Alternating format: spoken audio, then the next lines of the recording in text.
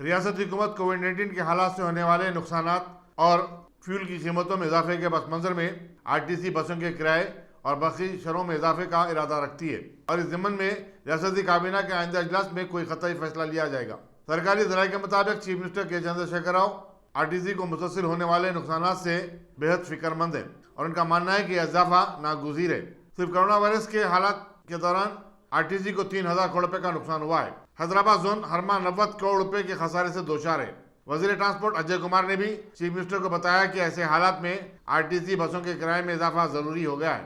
जहां तक बरकी शहरों का मामला है, यहाँ बताते चले कि गुज़िश्ता 6 साल के दौरान बरकी की शरहों में कोई इजाफा नहीं किया गया। अब चूंकि बरकी के शोबे को भारी नुकसान का सामना करना पड़ा है, हुकूमत बरकी शरहों में इजाफे पर कोई क़तई फैसला ले सकती है।